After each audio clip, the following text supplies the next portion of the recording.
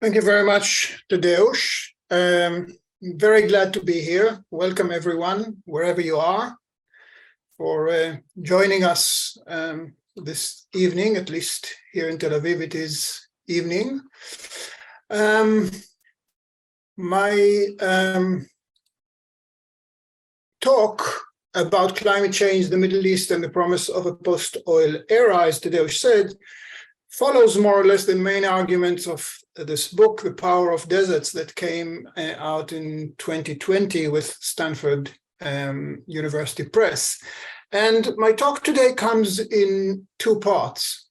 One is really looking at the projected impacts of climate change on the Middle East, and I'll divide that into three subsections, which I will introduce in a moment.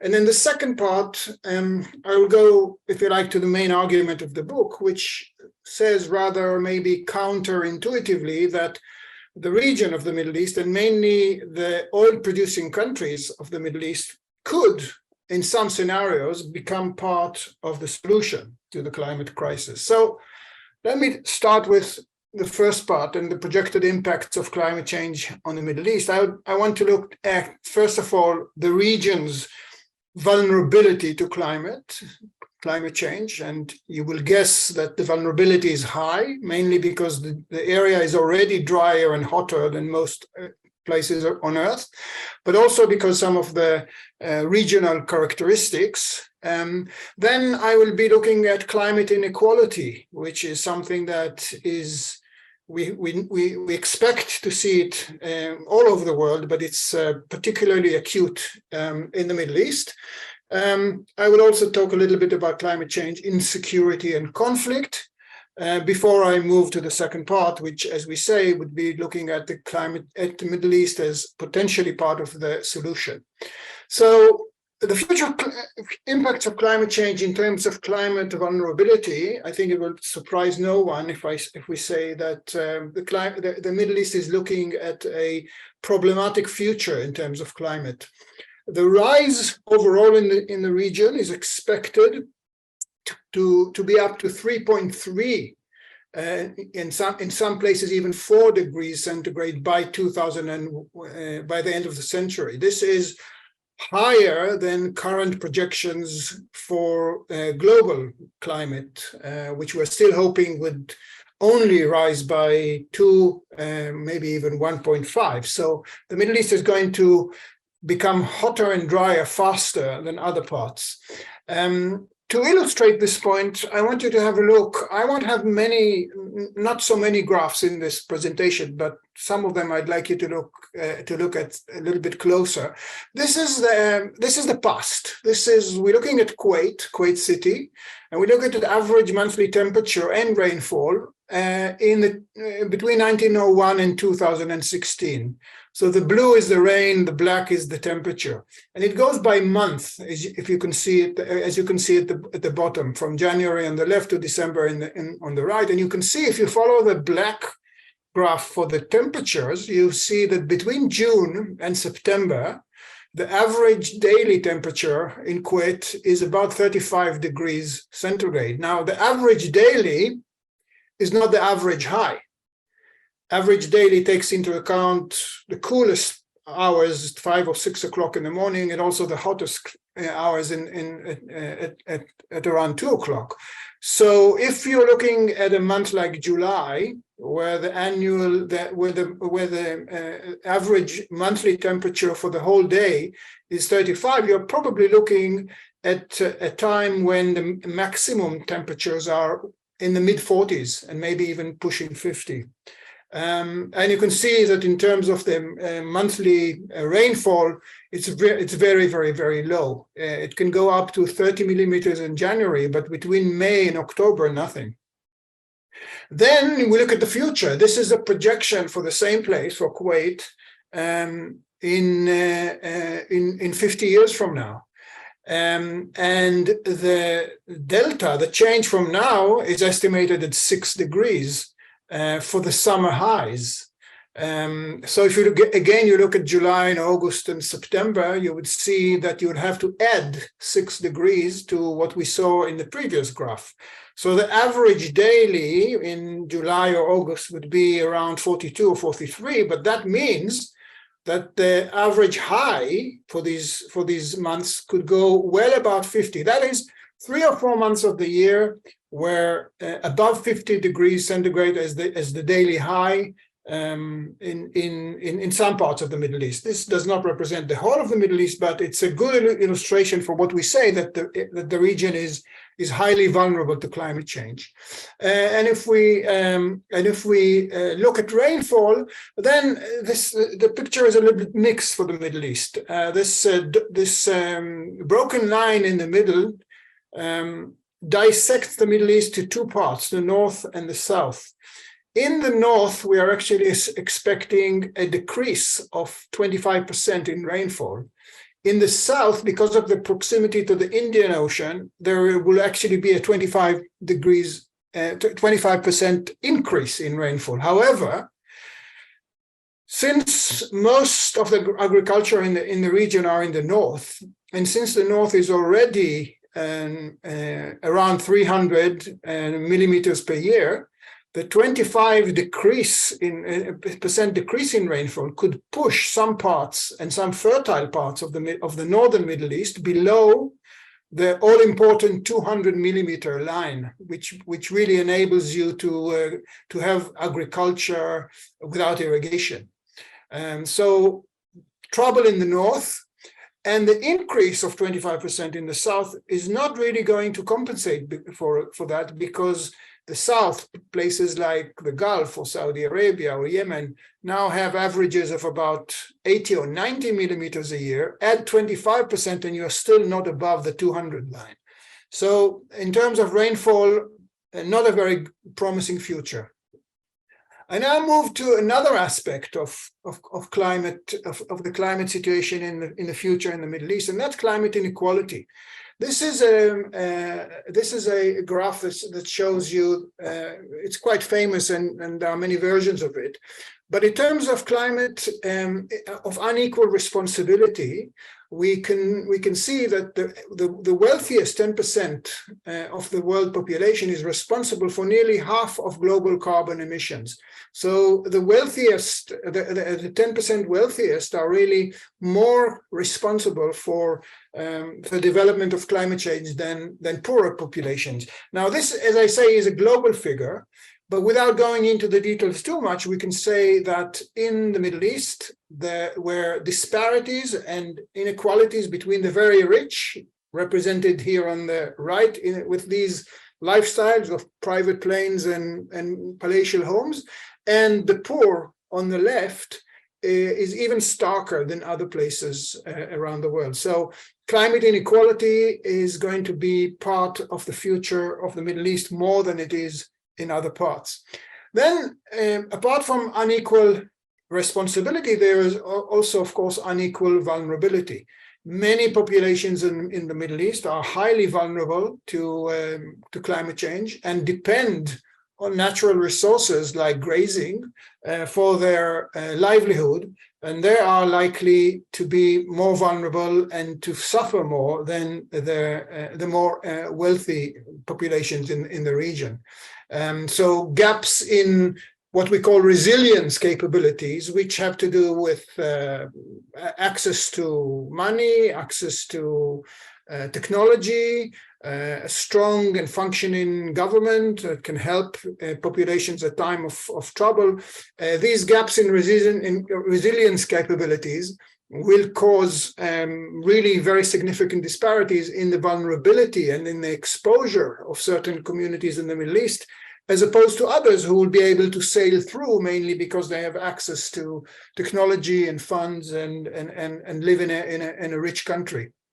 The last element of inequality, climate inequality, which again is very significant in the Middle East, is that there is unequal commitment on the part of various countries in the Middle East is to doing something about climate change.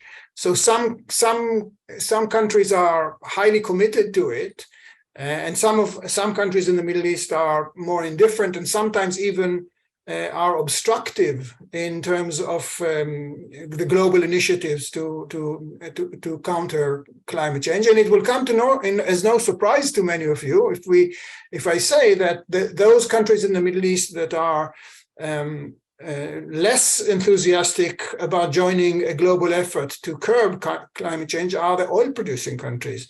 Who are having it very, very good now and realize that any global action to reduce climate CO2 emissions and other greenhouse gases would mean that they will have to sell and burn less oil.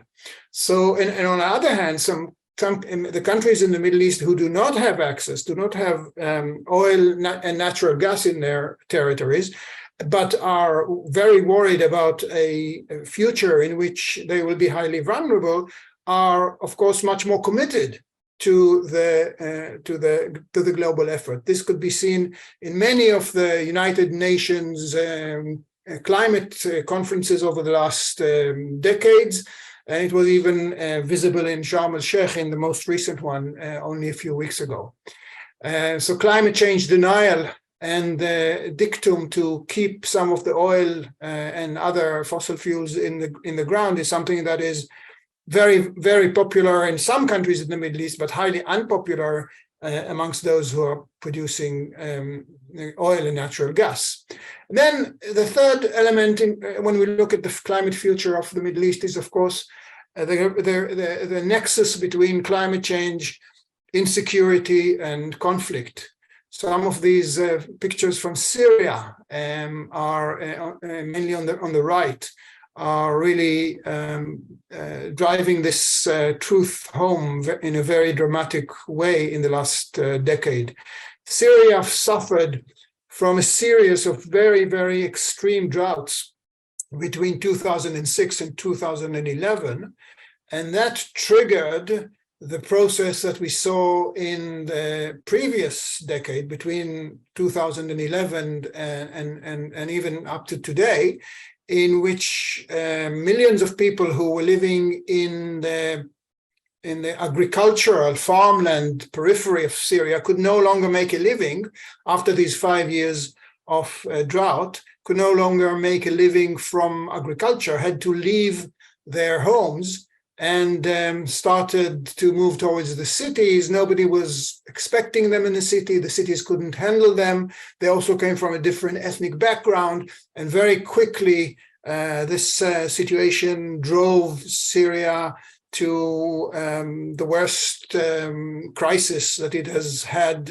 ever, producing more than 3 million refugees and more than 500,000 dead in a deadly conflict and civil war. We can make a similar analysis in Sudan. And whereas in both cases, we're not trying to say that the only thing that created the crisis was climate change. Climate change was certainly a multiplier of pre-existing problems that were very typical and were deep-rooted in Syria and in Sudan. Both are countries where parts are either desert or border on the desert. Both are countries that are highly dependent on agriculture, highly vulnerable to encroaching deserts and droughts, do not have a very strong government, are very poor, and are ethnically divided. Now, we could look at Syria and Sudan as sort of an extreme outliers, statistical outliers or extreme cases, but when we look at many of the countries in the Middle East, and of course elsewhere, we see that these sets of characteristics that have cost Syria and Sudan so dearly are also present in many other places and in many other places in the Middle East. So these are the three elements that I wanted to sort of introduce very, very briefly when we look at the future of climate in the Middle East. If we summarize so far, we can say that the climate predictions for the Middle East are quite severe. It is coupled with climate inequalities, both between countries, but also within different populations within countries, between different populations, the rich and the poor, for example, and climate inequalities in the Middle East are predicted to be harsher than elsewhere. And then, of course, the nexus between global warming, food production, forced migration, and insecurity in the region, which is also deeply troubling, both in the Sudan and also in Syria. I want to move on now to the second part and look at the Middle East as perhaps part of the solution. Now, this part, of course, is more speculative. I've often been accused of being optimistic. I'm trying to look at the possibility of a scenario by which certain things will have to sort of fall in the right direction. But let me try and walk through this argument with you that there is a scenario, there is a potential or maybe even possible scenario in which the Middle East will become part of the solution. My argument here rests on the following premises. One is that the energy transition from fossil fuels to renewable energy, which is so important if we want to curb climate change, has already started. However, it's a race against time because we are not sure that it has started. It may have started too late, and we're not sure that the rate of this transition to renewables would be quicker than the pace in which the climate keeps changing. So there is a race against time. But the argument here is that I want to present here is that major oil-producing countries in the Middle East could be in a very unique position and could, if they decided to, accelerate this transition and play a very positive role in the struggle against climate change. So I'm mainly talking about the 6 countries in the Gulf, which so far are associated with very high production over the last 50 or 60 years of oil and natural gas, and therefore are part of the problem. But let me walk you through the argument that they could also be part of the solution. So the energy transition has begun. We all know it around. We all see it around it. If you remember that half of the oil around the world is consumed by road transportation, you see this 50% here at the top, and then we know what's happening to road transportation. The transition, the revolution to electric cars is already happening around us. It's happening to private cars. It's also happening in larger vehicles, even in commercial vehicles. And this is very, very much part of a transition that has already started. Aviation would probably take longer to change than road transportation, but we already have the first prototypes of aircraft that are using solar panels and certain technologies, and therefore another 8% of the demand for oil may take longer, but in the long run could also be saved. With concentrated solar power, we are now looking at situations where even heavy industry that needs very high temperatures is heading to a solar transition, and it may take longer and may not cover the whole of heavy industry. But here again is a source of fossil fuels, that a source of energy that could replace fossil fuels. And of course, power generation, electricity, is being transformed as well, and that is very important because electricity production is responsible to up to 50% of global greenhouse gas emissions. Already in 2019, the European Union no longer needed to subsidize most types of renewable energy.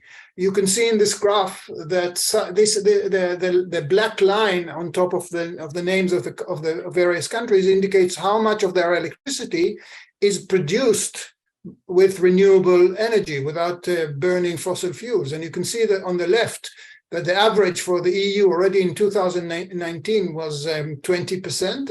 It has grown since, and some countries like Sweden and Finland and Latvia are almost at a 40% level. So these are very encouraging signs. This is a prediction from International Renewable Energy Agency, which looks at the future and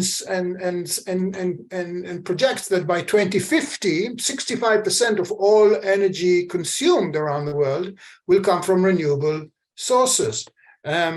This is, as I say, a good thing. And it's important also to understand that it's not because of an ideological shift. It's because of the economy. What you can see in this graph, this is the second graph that I want you to look closely just for a moment. This graph shows over time between 2009 on the left and 2020 on the right, how much it costs to produce 1 megawatt of electricity using different energy sources. And you can see that as far as nuclear and coal and gas and wind, the changes have been there, but they've not been very dramatic in costs. So using these types of fuels to produce 1 megawatt of electricity costs about between $80 and $140. But look at solar PV, solar photovoltaic panels. They used to be very expensive. In 2009, it would cost you $360 to produce electricity from solar panels, and it's gone down to 20. That's a 95% drop.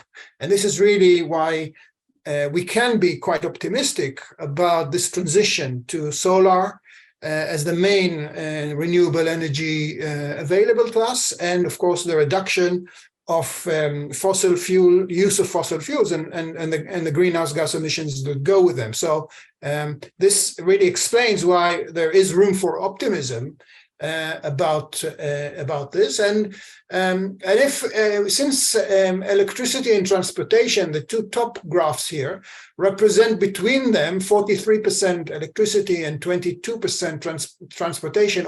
This is a percentage of overall greenhouse gas emissions. Then if transportation is going to become electric, and if electricity production is going to be replaced with more and more solar and other alternative energies and renewable energies, then we can say that we have maybe 2/3 of the problem covered, not immediately, but in the next few decades.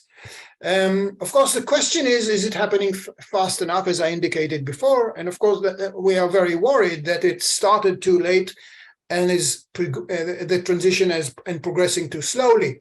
My favorite metaphor for this is to think about the energy transition as a train that has left the station. It is a little bit late and it's going up a mountain. But it's being chased by a forest fire, and everybody on the train is really panicking because they're not sure whether the train will be able to make its way slowly up the mountain and get to the pass and roll to the other side before it's being caught by the fire. This is the metaphor I'm using for sort of the race against time that we are part of.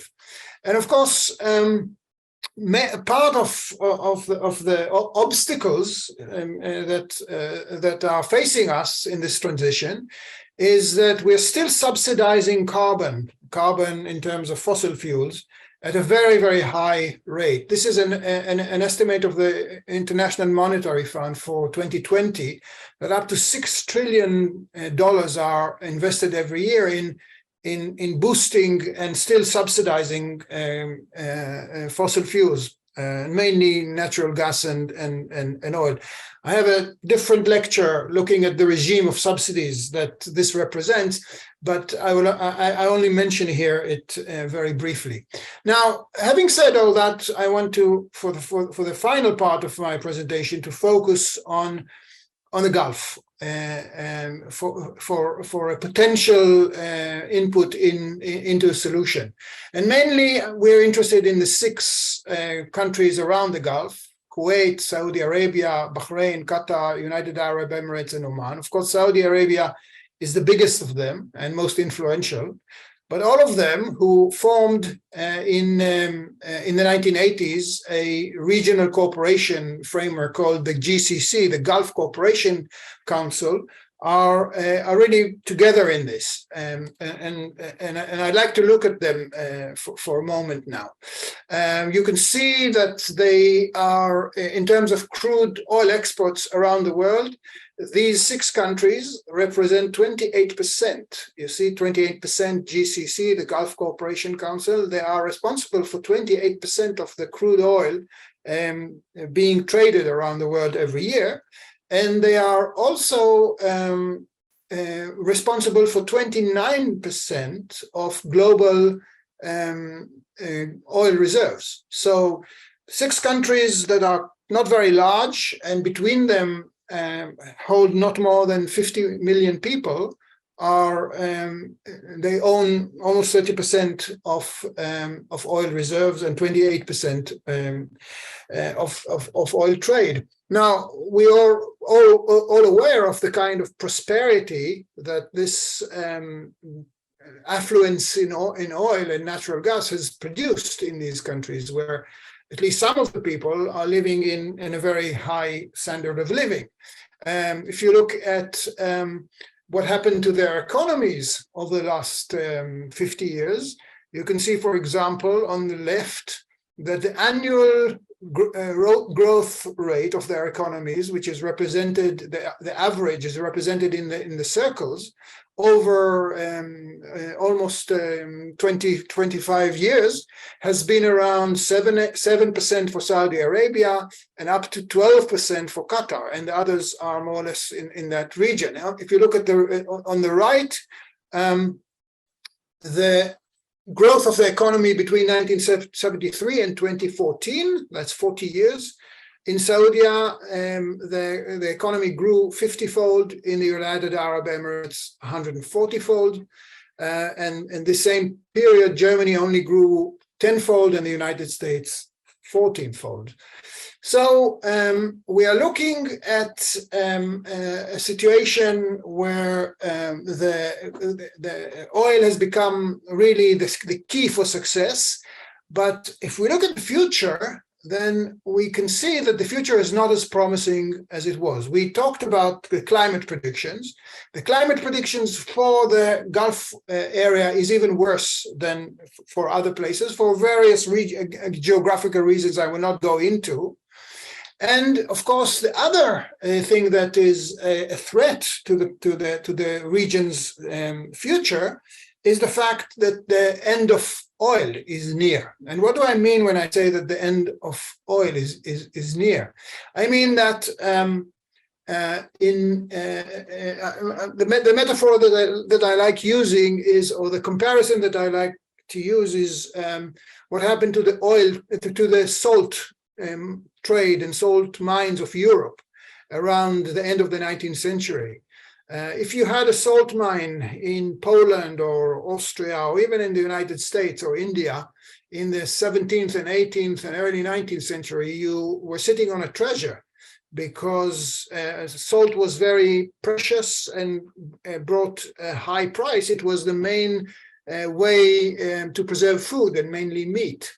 And this picture of a salt mine that has become a museum in Poland is really a very good metaphor, or a metaphor for what happened to salt when, in the late 19th century, electric refrigeration came into being.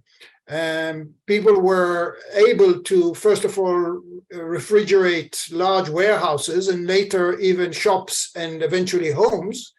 And within a few tens of years, the salt became much less important and fetched a much lower price. Today, it's one of the cheapest commodities we know. It was very expensive before.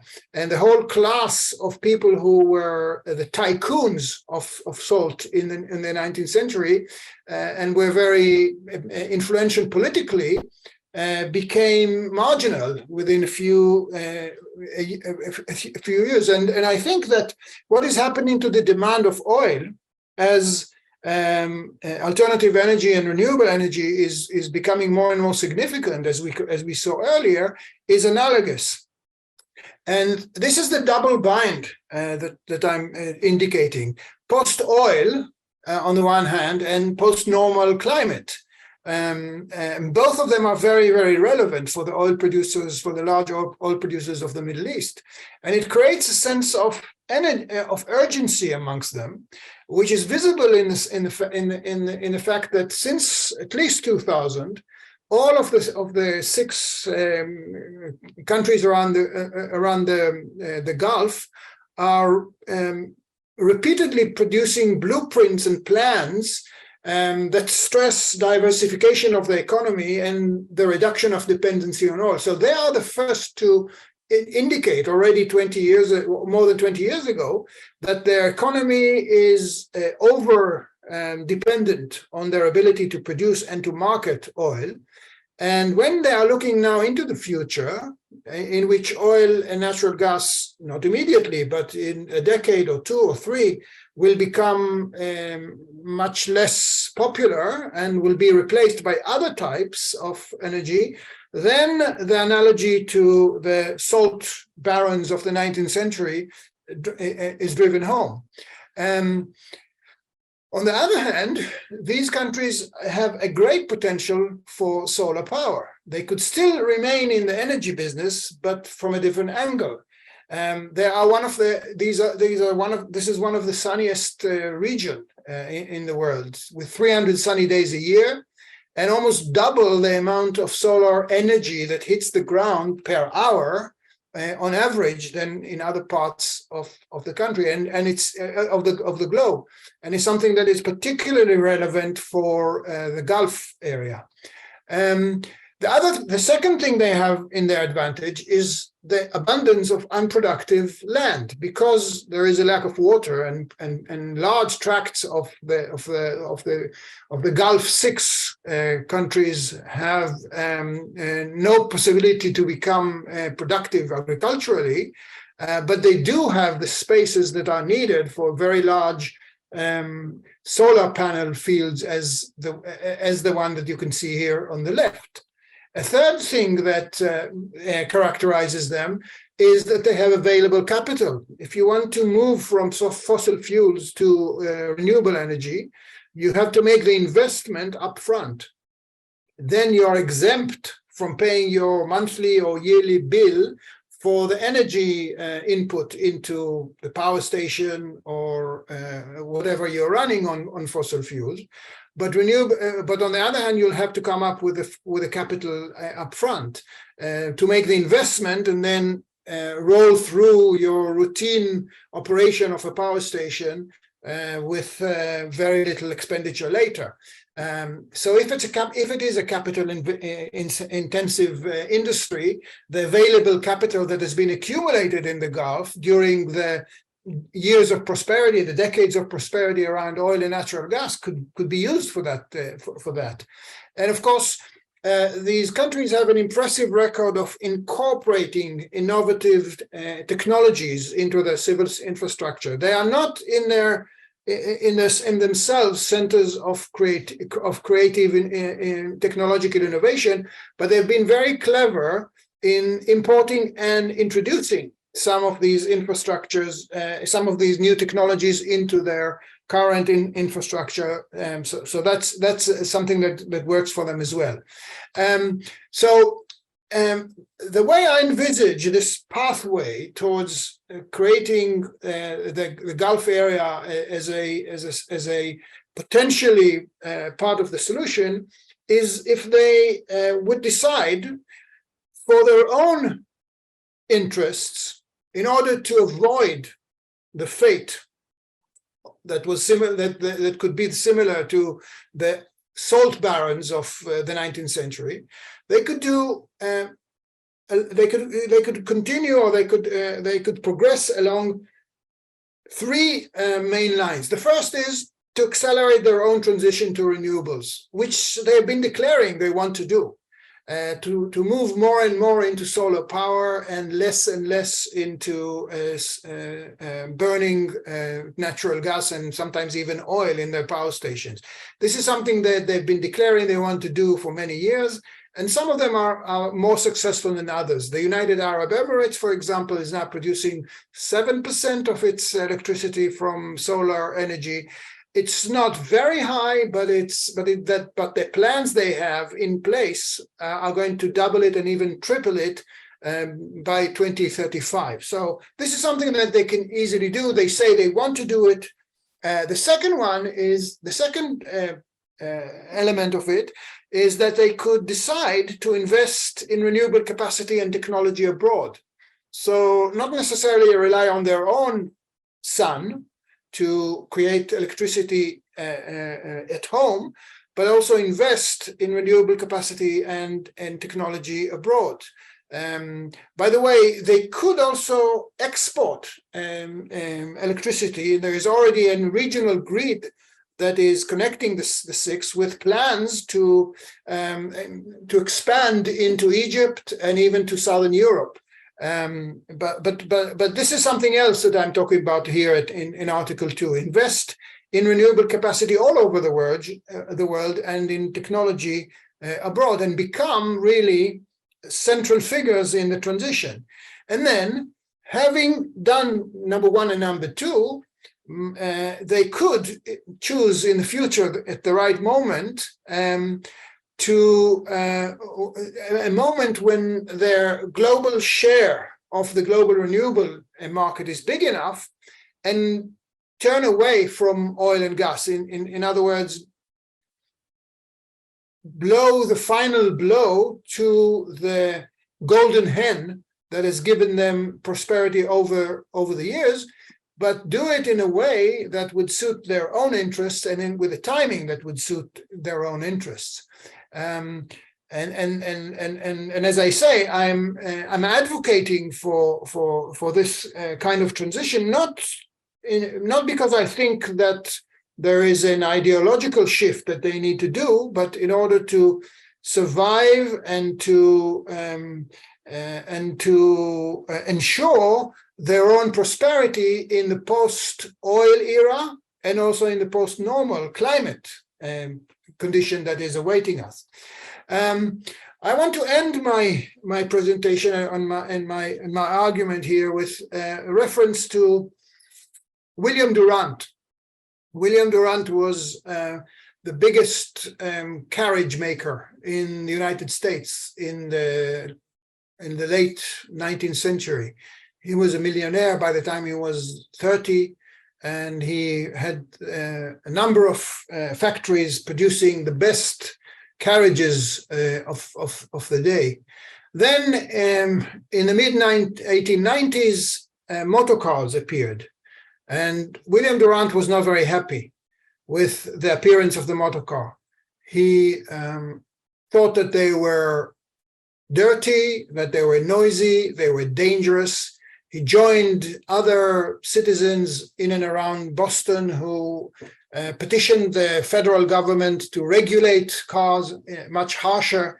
He wouldn't even allow his own daughter to travel in one.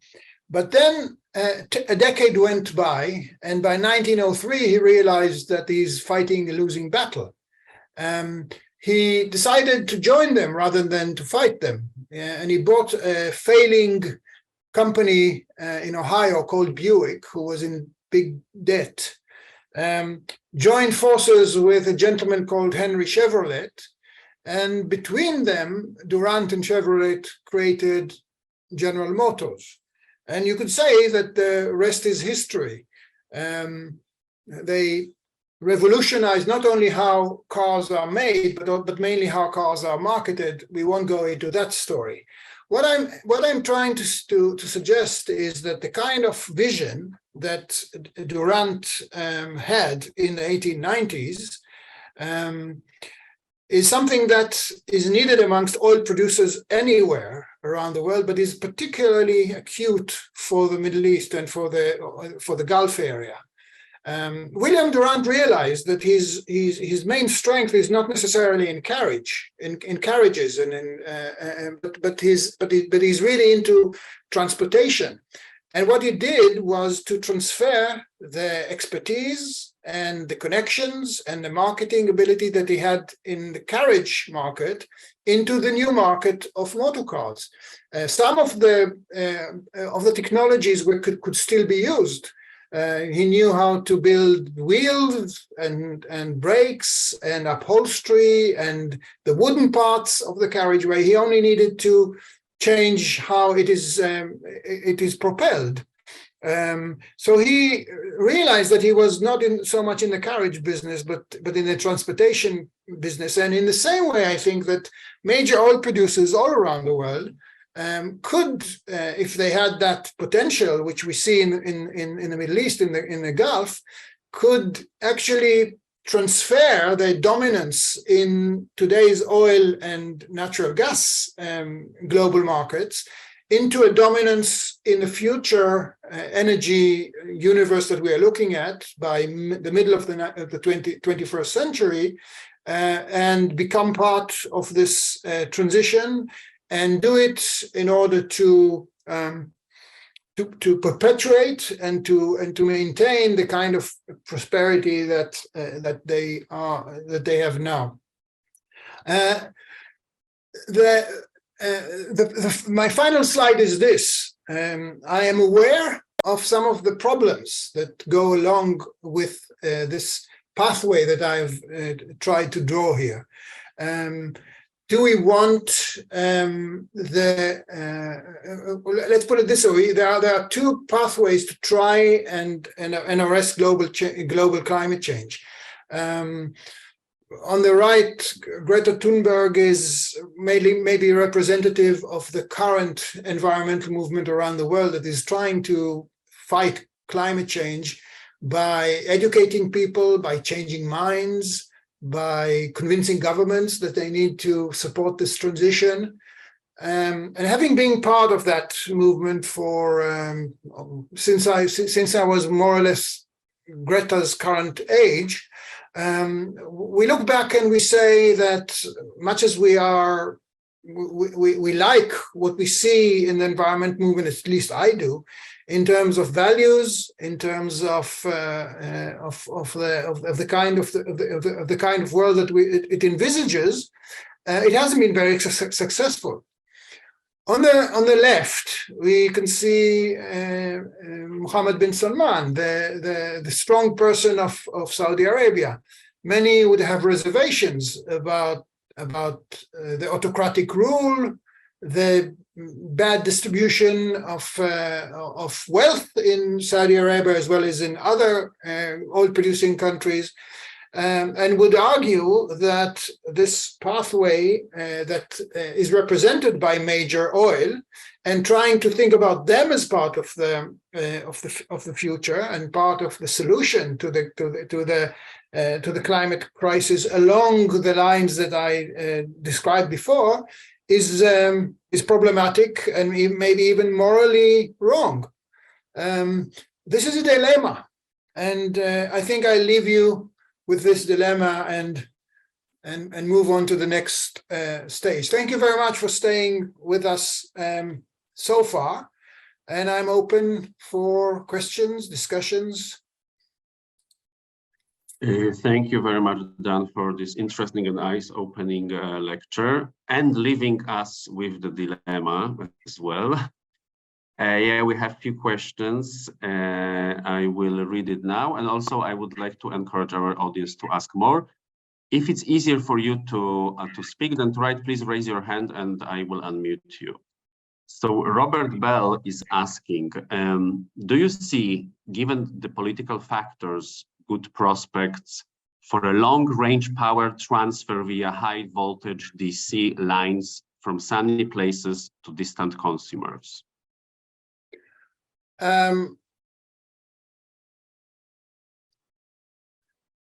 Well, I think there is potential in that, and I mentioned it very briefly when I talked about the regional power grid that has been in operation in the Gulf since the early years of the century, so that's about 15 years.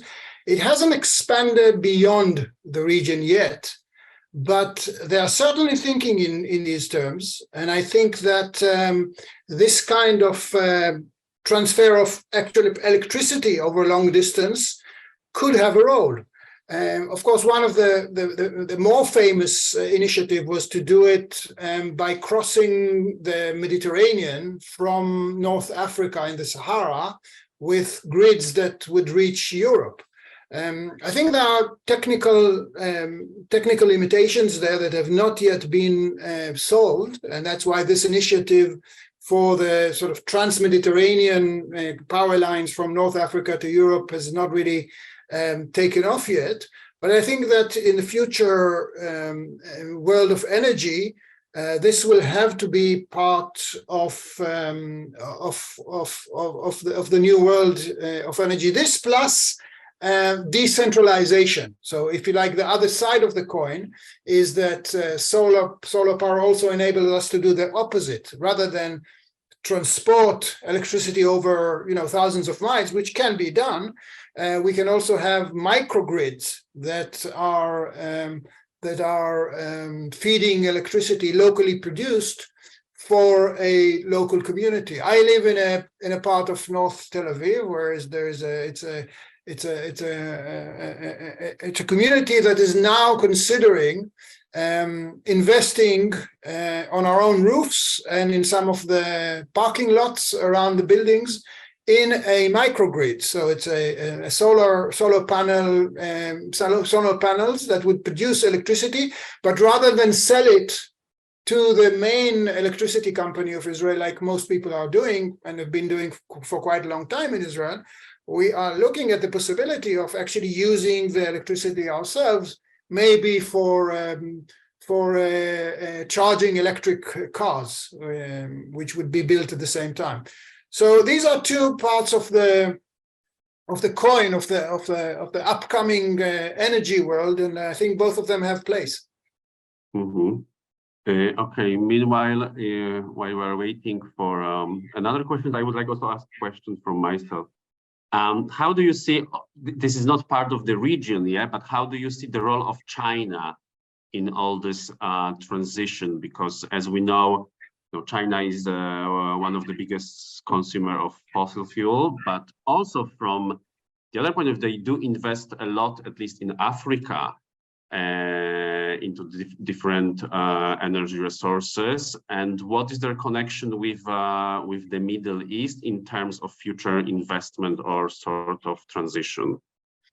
That's a very good question. I think that any global or regional look at the future of energy, of industry, of finance must take into account into China. China has never made it a secret. They are interested in becoming a major player also in Central Asia, and with their one road, one belt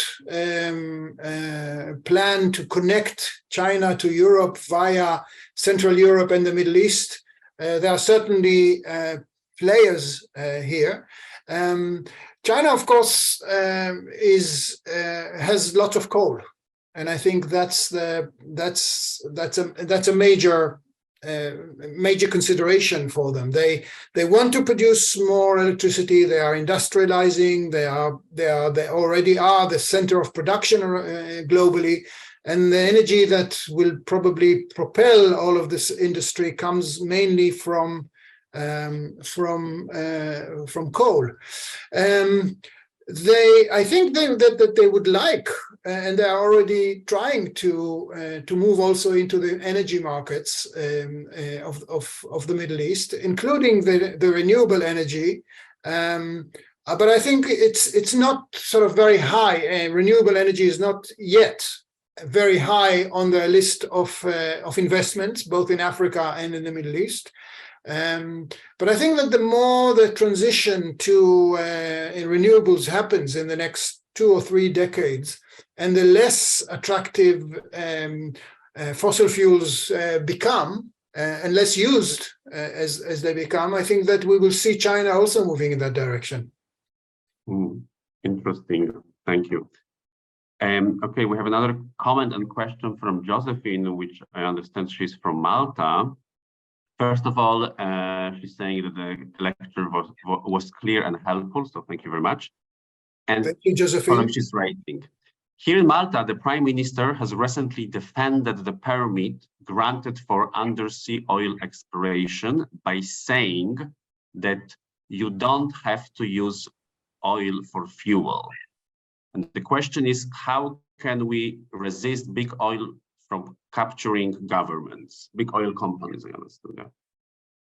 Well, thank you for the question, Josephine. I think that this dilemma or this conflict is not unique to Malta. And it is a problem. A small country like Malta or any other country that has at its disposal fossil fuels and can monetize that is facing a big dilemma. And the best example, I think, for this dilemma, it comes from Israel. Israel has discovered natural gas for the first time around 2008, 2010, and it became commercialized by 2012, 2013.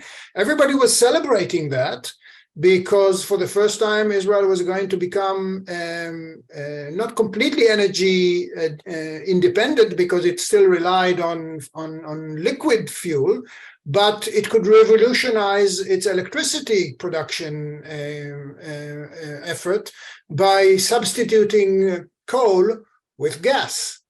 10 years later, many of us see it as a major accident that happened in terms of the timing of this discovery. Had it been made in the 1980s, it would have really been perfect for Israel at the time. But many of us believe that if it was made only now, then given what is happening around the world with energy transition, probably the Israeli government would not have invested as much in exploiting it as it did, because frankly, many people, and I amongst them, feel that investing in natural gas or oil, coal is out of the picture because it's really on its last legs in most places, certainly in Europe. But investing in other fossil fuels in this day and age is like breeding dinosaurs. And I think that the same goes for Malta. And if I understand your question correctly, then if the tendency is to allow big oil companies to come and exploit oil around the territorial water of Malta, then Malta will be making the same historic mistake that many of us feel was made in Israel. Israel has such a big potential in solar energy and has the technological ability to actually go in that direction, but we feel that it was sort of arrested and pushed back by the discovery of natural gas in a way that would also make no economic sense in 2 or 3 decades. But I would like to add that Mr. Robert Bell also sent a comment that he's from Canada, and he really liked your comment on the Duran. By the way, he's living in the area where the McLaughlin family was also living there, and they were also carriage makers that switched to cars. So he's looking forward on the similar tradition, transformation for current manufacturers. Okay, Dan, thank you very much again. Chag Sameach. Thank you very much for attending. Thank you very much, Dan, and good evening. Thank you, Tadeusz. Thank everyone for attending, and good evening.